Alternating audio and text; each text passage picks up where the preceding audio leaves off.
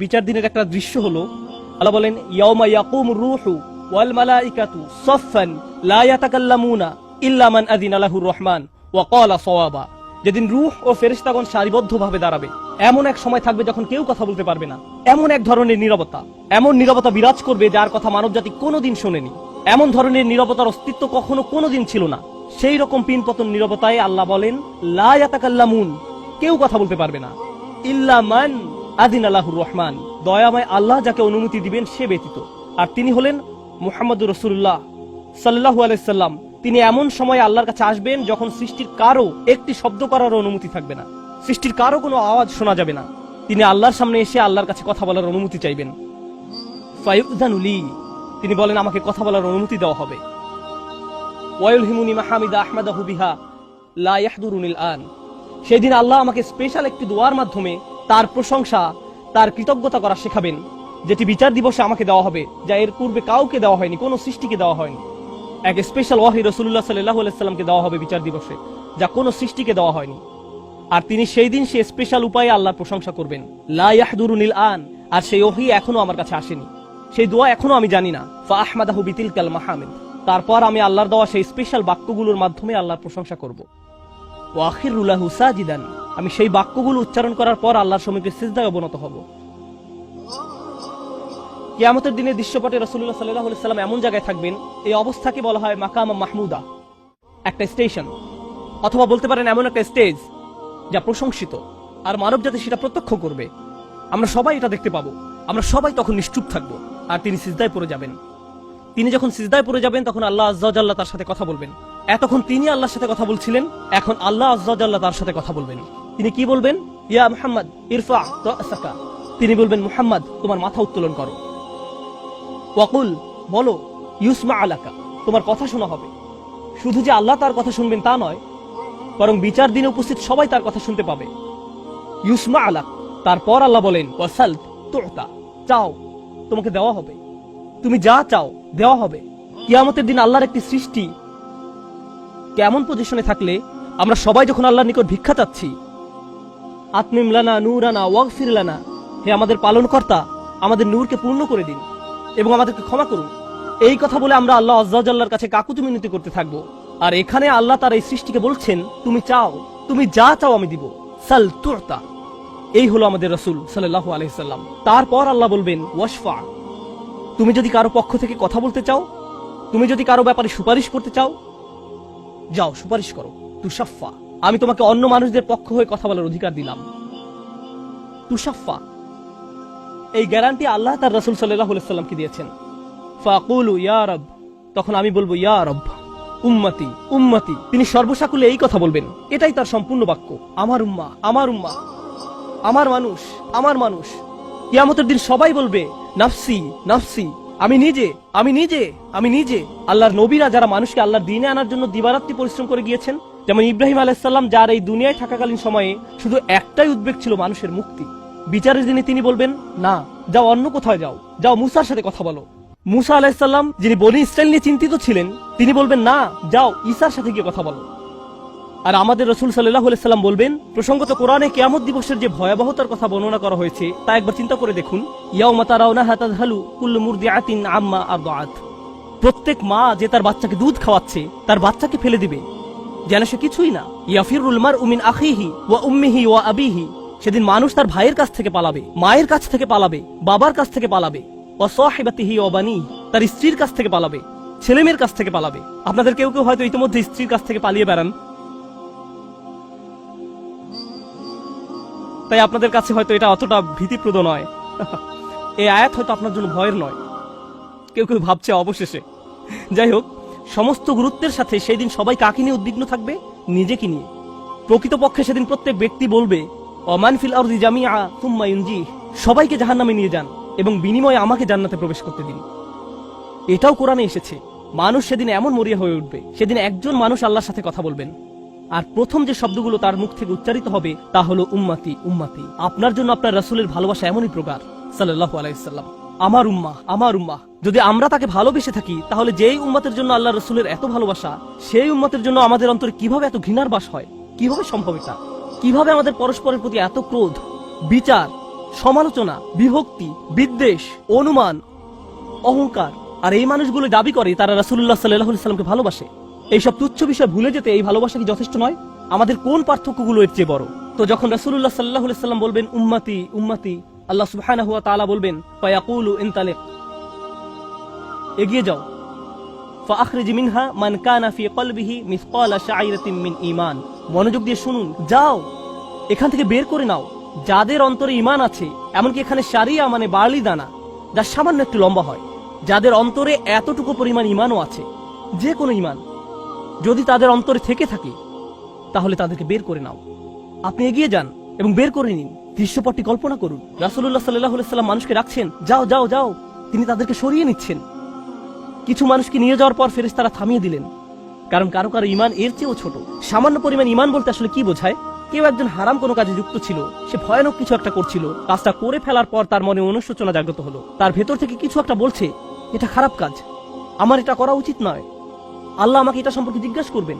তারপর কোনো একভাবে তার এই চিন্তাটাকে সে দমিয়ে দিল, থাক এখন চিন্তা করার দরকার নেই। কিন্তু পরবর্তীতে সে আল্লাহর কাছে দোয়া করে বলল, ইয়া আল্লাহ, আমি জানি না কিভাবে এই কুঅভ্যাস থেকে বাঁচবো, আমাকে এর থেকে মুক্তি দিন।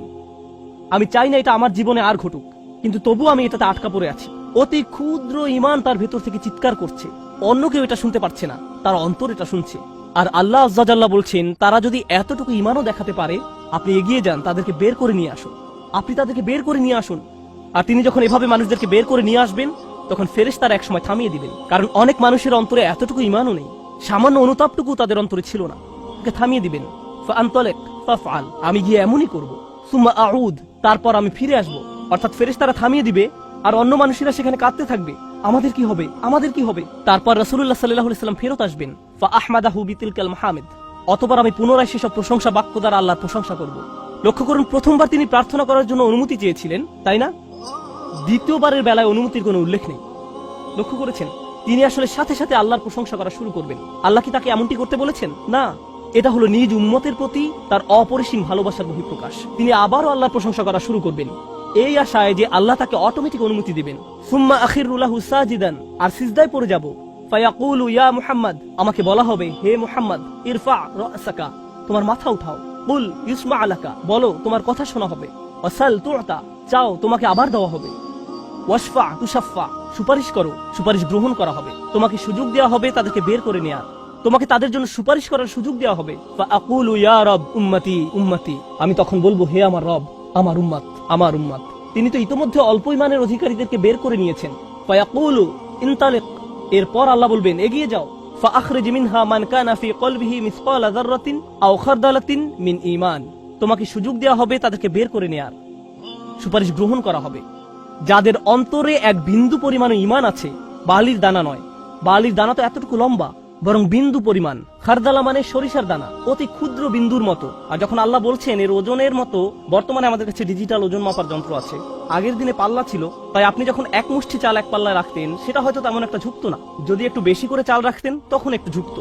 এখন ডিজিটাল ওজন মাপার যন্ত্র দিয়ে গ্রাম, কিলোগ্রাম মাপা হয়। এমনকি সামান্য কয়েক দানা রাখলেও যন্ত্রের স্ক্রিনে ভেসে উঠে 0.001 গ্রাম। এখন শুধু একটি চাল রেখে দেখুন বা একটি সরিষার দানা রেখে দেখুন, স্ক্রিনে কিছু ভেসে উঠে কিনা? কিছুই হয় না, কিছুই হয় না। আর আল্লাহ বলছেন, আমি তোমার সুপারিশের কারণে, রাসূলুল্লাহ সাল্লাল্লাহু আলাইহি সাল্লামের দোয়ার কারণে এমন মানুষদেরকেও মুক্তি দিব যাদের ঈমান এমনকি এই দুনিয়ায়ও মাপা যায় না, এই দুনিয়ায়ও মাপা যায় না। প্রসঙ্গত, আপনি যদি একটি দানা খান, বুঝতে পারবেন যে কিছু খেয়েছেন, আপনি এমনকি বুঝতেও পারবেন না। এটা হলো এমন ধরনের ঈমান যার আছে, এটা সে নিজেও ভালোভাবে বুঝতে পারে না, এমনকি তারা নিজেরাও ঠিকমতো বুঝে উঠতে পারে না যে ঈমান আছে, আর অন্যরা কিভাবে বুঝবে। আর কেউ যদি একটি দানা আহার করে, এটা তাদের পুষ্টি সাধনে তেমন কোনো ভূমিকা রাখতে পারে না, এটা শরীরের জন্য যথেষ্ট পরিমাণের খাবার নয়। ঠিক তেমনি যার সরিষার দানা পরিমাণ ঈমান ছিল, সেই ঈমানও একটি ভালো জীবন অতিবাহিত করার জন্য তা যথেষ্ট ছিল না, কিন্তু তাদের অন্তরের কোনো এক জায়গায় একটি ঈমানের বাস ছিল। আল্লাহ বলছেন, তুমি এমন যাদেরকে পাও তাদেরকেও বের করে নিয়ে আসো। ফাআখরিজহু ফাআনতালিক, আমি যাব এবং তাই করব। আর এটা বিশাল এক জনগোষ্ঠী যারা আল্লাহর কাছ থেকে দূরে সরেছিল, তাদের ভেতরে একেবারে ক্ষুদ্র কিছু ঈমান ছিল। এরপর তো আর কিছু নেই মনে হচ্ছে, ঘটনা শেষ। কিন্তু রাসূলুল্লাহ সাল্লাল্লাহু আলাইহি সাল্লাম এখানেই থেমে যাননি।